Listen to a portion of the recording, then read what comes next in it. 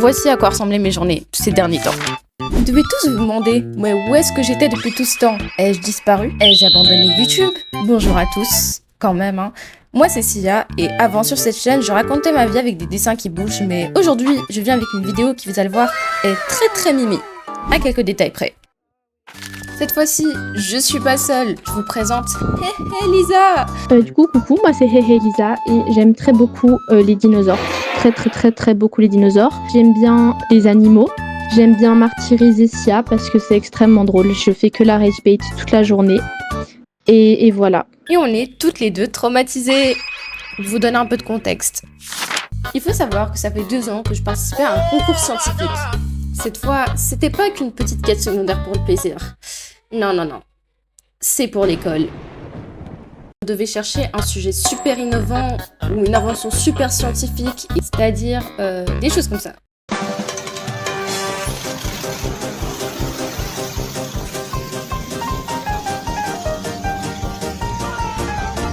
Je peux vous assurer qu'on est allé loin avec toute cette inspiration. On présente ça lors d'une exposition qui a lieu en avril et tout un jury est formé pour juger chaque présentation et discuter avec les membres du groupe. On avait 2 fois par semaine 2 heures dédiées à ce projet pour faire nos recherches, nos expériences, la totale quoi. Ça encore pour moi c'était pas le pire. Le pire c'était de travailler en groupe. Parce qu'on est bien d'accord, qui dit travail de groupe dit catastrophe et traumatisme. C'est la 2e année qu'on fait ça, moi et ma coéquipière, et on n'a pas eu une très bonne expérience l'année passée justement. Donc vous l'aurez bien compris, on a fini ensemble. Et oui, même si que je voulais pas être en groupe, j'étais capable de faire ça toute seule. Et c'est comme ça qu'un beau jour de septembre 2025 débuta l'amitié entre 2 traumatisés d'un travail scientifique de groupe. Ça m'émeut carrément. Du coup, on passe à la première étape de notre projet, chercher un sujet. Chaque année, on doit choisir un sujet. Il faut savoir que c'est vraiment le moment le plus galère parce qu'on n'a jamais d'inspi. Donc tout d'abord, nous, on a voulu faire sur l'IA parce que c'est un sujet d'actualité et qu'il y a plein de choses à dire. Sauf que notre prof, elle aimait pas. Alors du coup, c'est non. Et notre 2e idée, c'était la piézoélectricité. Donc c'est le fait de générer de l'électricité avec ses yep. Sauf que c'était non aussi parce qu'un autre groupe, malheureusement, avait déjà le sujet. Du coup, on a beaucoup ramé et on trouvait rien. Ou alors tout ce qu'on trouvait, c'était guess de ouf. Et puis, je tombe un beau dimanche sur un article qui parle de ce qu'on appelle le biochar. Je vais vous éviter tout le jargon scientifique et je vais aussi éviter de vous retaper tout mon exposé. Mais pour faire simple, c'est une matière qui est produite à partir de matière organique qui est chauffée à très forte température avec le moins d'oxygène possible. Elle était surtout utilisée comme fertilisant si vous voulez, mais des chercheurs ont compté presque 55 utilisations différentes et il y a encore des recherches dessus. Ce serait même un moyen de réduire l'effet de serre et du coup on voit ça et on se dit qu'on a vraiment un sujet. Il n'y a pas moyen qu'elle nous dise non. Et spoiler, elle accepte enfin, madame. On passe donc à notre 2e étape, c'est-à-dire les choses sérieuses, la rédaction d'un rapport bien complet avec toute notre démarche, nos expériences et nos recherches, la totale. Encore une fois. Et on a eu plusieurs petits problèmes. Je pense que quand je vous ai dit biochar, vous avez dû me regarder comme si j'étais un martien. C'est tellement inconnu au bataillon qu'on a dû rechercher dans les abysses d'internet. Et donc en fait, si vous voulez, tous les mercredis matins, on faisait sauter nos cerveaux sur une poêle de wok. Reçu les consignes un peu plus précises pour le rapport, avec une date pour le rendre. Quelques mois après, de savoir 2-3 petites choses sur notre prof, c'est que elle est vraiment désorganisée. Que ce soit sa classe, ses notes, ses feuilles. Avant d'entrer en classe, attention, sas de décompression, c'est important, sinon elle va crier Mamma Mia. Mamma mia. Ça veut juste dire qu'il n'y a plus rien qui va et son café c'est vraiment la chose la plus importante de la journée, sinon pareil. Mais elle reste extrêmement adorable, ça vous inquiétez pas, c'est juste que c'est madame.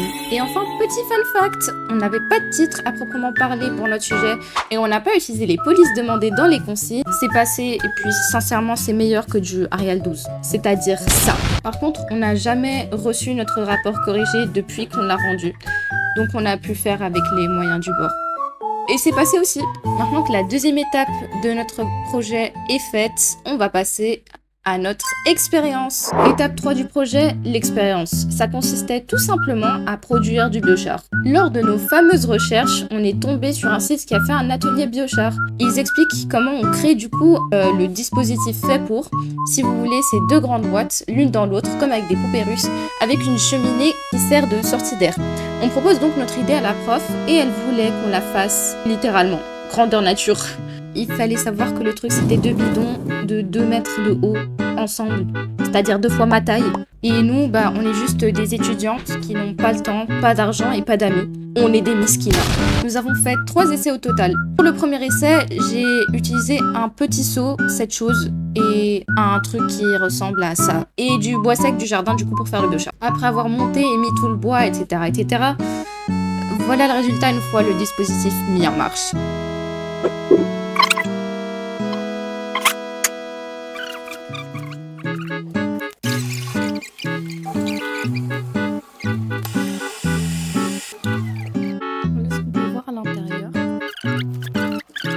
C'était vraiment raté. Mais j'ai quand même eu un peu de biochar. En même temps, je mettais des coups de pression à ma très chère coéquipière pour qu'elle aussi elle puisse essayer cette formidable expérience. Cette fois-ci dans son barbecue. Et cette fois-ci, l'expérience a réussi. Certains étaient un peu ratés, mais c'est bien ça qui va faire avancer la science après tout. Donc c'était une victoire pour nous en fait d'avoir eu du biochar. Mais on dit pas victoire trop vite, parce qu'on le montre à la prof le cours suivant. Parce qu'après ça, elle nous suggère de littéralement faire toute une étude sur le biochar. On va faire plein de types de biochar, on va tester leur prix, leur masse, etc. Voilà, au cas où vous le savez. Je m'en suis donc chargée, c'était notre 3e essai. On a fait ça quelques mois du coup après nos premiers tests. Et donc, soit ça passe, soit ça casse. Et il y avait intérêt à ce que ça casse pas, quoi. Expérience réussie cette fois, c'était très fun. Et en plus, on a eu du biochar de plein de formes. Autre petite anecdote très surprenante, mon niveau de cortisol, il dépassait la borne de la limitation. J'étais juste au bout de ma vie et je faisais cramer des choses à 22h. Mais c'était pour la science, c'était ok. Pour concrétiser tout ça, on a fait une petite maquette du dispositif avec des boîtes.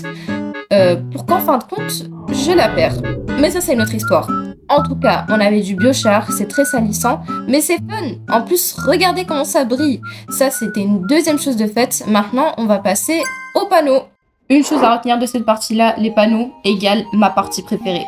Mais avant tout ça, il y a une petite anecdote que je dois vous raconter. Vu qu'on venait quasi en touriste à chaque cours, c'est-à-dire sans carton, on fouillait dans les poubelles du couloir de sciences pour en trouver. Et une fois, on a été chercher dans la grande benne de la cour parce que la poubelle dans le couloir, elle avait disparu. Mais en fait, on était vraiment trop petites pour chercher dedans. Donc, on a demandé aux garçons de la classe qui passaient dans la cour à ce moment-là de nous aider. Et du coup, ils ont carrément fait rentrer les plus petits de leur bande dans la benne. Par contre, vraiment, sans eux, le projet n'aura jamais été abouti. Donc vraiment, merci. Avec ce carton, on a fait des feuilles d'arbre pour faire notre titre. Et parce que ma coéquipière n'avait pas trop confiance en ses capacités d'écriture sur les panneaux, elle a tout découpé au cutter. Et pour ça, on peut vraiment l'applaudir. Au total, on a fait 3 beaux panneaux. Par contre, je vous dis pas comment c'était quand même compliqué. Parce que si genre il y avait une faute quelque part, la prof, elle barre tout. Et il n'y a plus de panneaux. Il n'y a pas de panneaux, il n'y a pas de panneaux. En plus, ils étaient très grands, très beaux et impossibles à attacher le jour J. Mais ça, on y reviendra plus tard. Parce qu'on vous a pas dit un truc.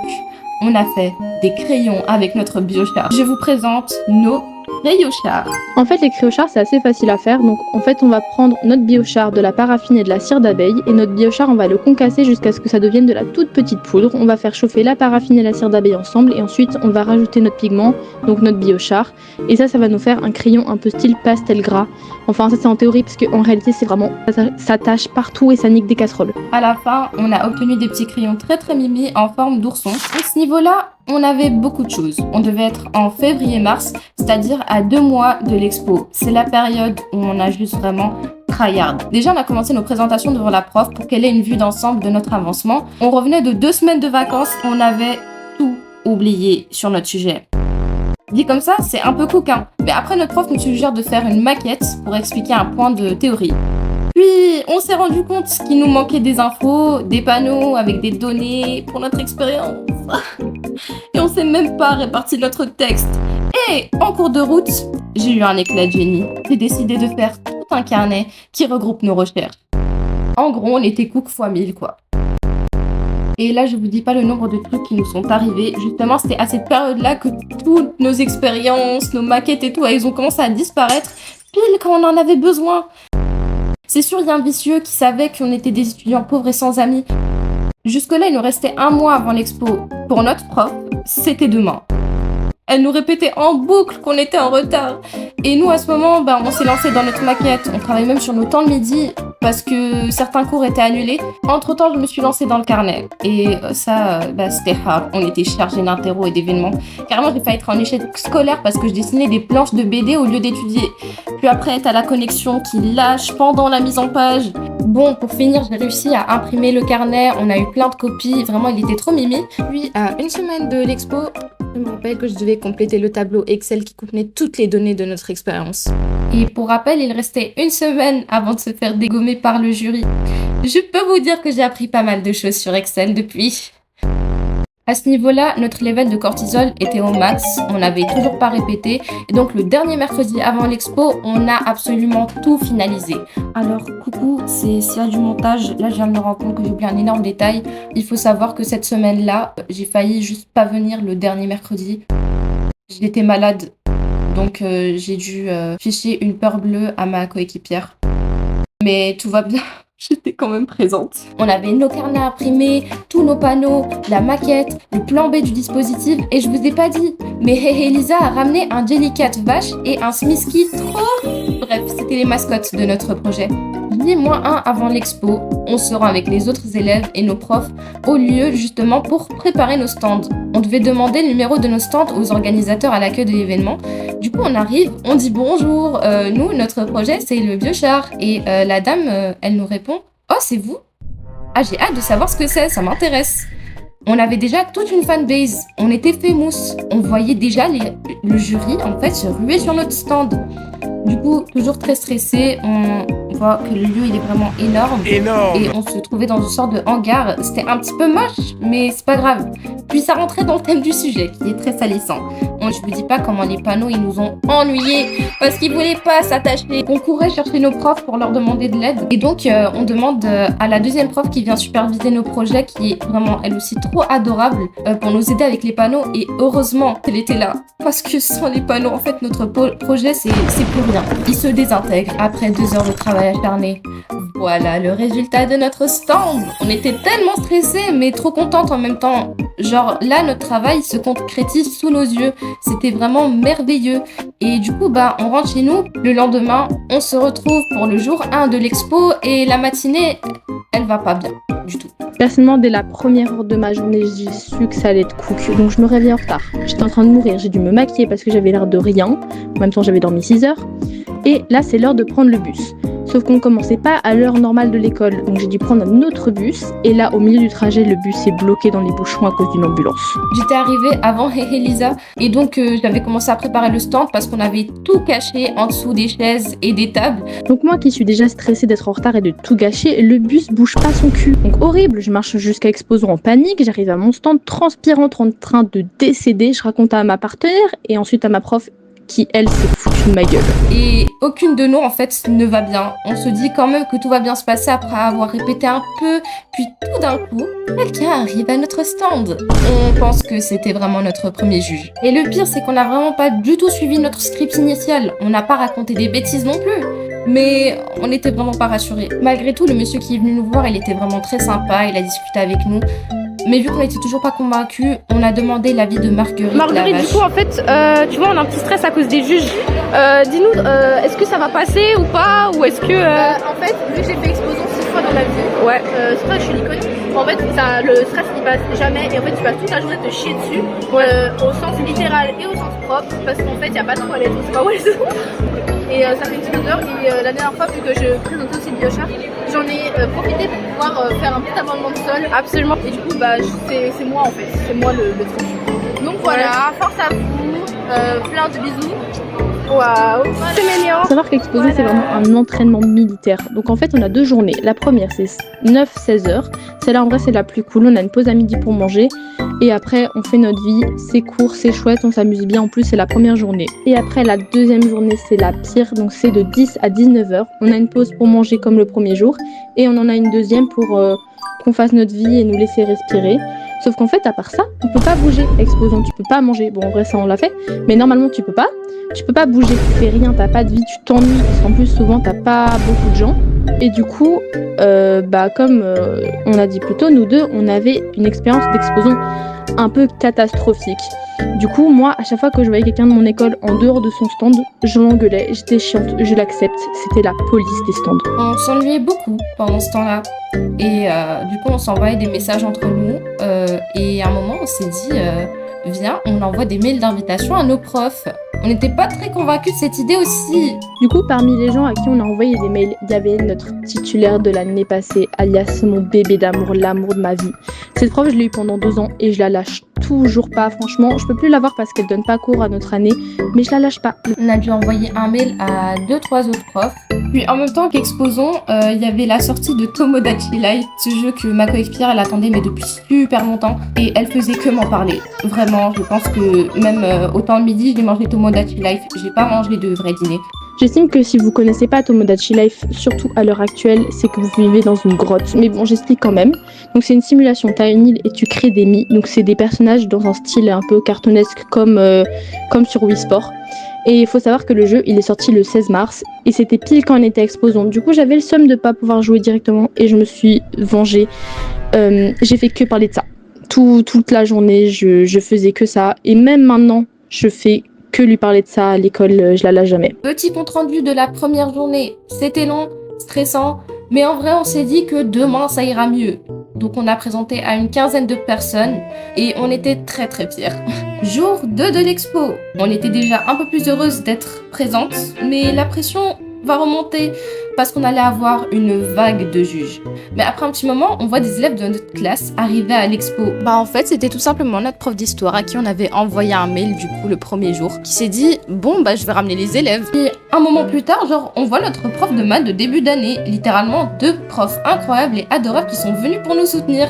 Du coup, on était refaites. Là, on a oublié la pression. À partir de là, plus rien n'allait nous arrêter. Au cours de la journée, on a commencé à avoir de plus en plus de juges. Et ça, je pense que c'est uniquement grâce au carnet. Ils ont dû circuler par un moyen ou un autre. Tout se passe un peu trop bien au final. Même qu'à un moment, on avait carrément plus de carnet. On a même essayé de s'arranger avec les professeurs pour en réimprimer d'autres. Mais c'est impossible, malheureusement. Puis plus tard, du coup, des amis sont venus nous voir. Et là, Elisa, elle vient, elle me dit un QR code du carnet. Idée de génie. Vous voyez, en fait, on est une équipe de choc. Je vous mets juste là au cas où le carnet vous intéresse. Ça nous a littéralement sauvés. Puis après, du coup, on voit notre titulaire de l'année passée qui arrive. Elle a passé tout le reste de l'expo avec nous. Petit compte rendu de la journée, c'était vraiment super, très long et on a même présenté à 25 personnes, parmi eux beaucoup de juges potentiels. On était toujours aussi fiers et là du coup on attendait un petit peu avec la boule au ventre nos résultats. Enfin, dernière journée de remise des prix. On a assisté avec nos profs et nos parents à une petite conférence sur les clichés de la préhistoire qui était vraiment très très intéressante. Et puis on a enchaîné avec la remise. Je dois avouer que c'était un petit peu stressant pour nous deux parce qu'en fait ils annoncent les prix par catégorie d'âge du pire au meilleur. Donc si t'as annoncé en premier, c'est que vraiment t'as fait un truc nul. Et là du coup, roulement de tambour, on a gagné le premier prix d'excellence. On était vraiment très très contentes de nos récompenses et de nos cadeaux. On a même fait une photo de groupe avec nos professeurs et tous les élèves qui ont participé cette année. Et vous devez voir comment notre prof, mais elles étaient heureuses. Et du coup, tout est bien, qui finit bien.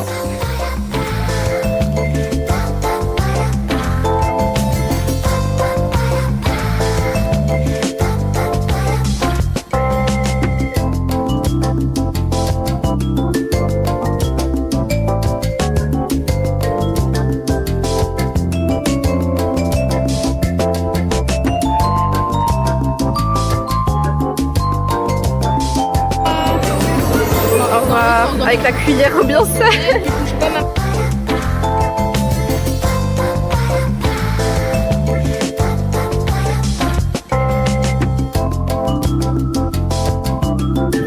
En fait, notre amitié elle repose sur ça, nourrir les pigeons.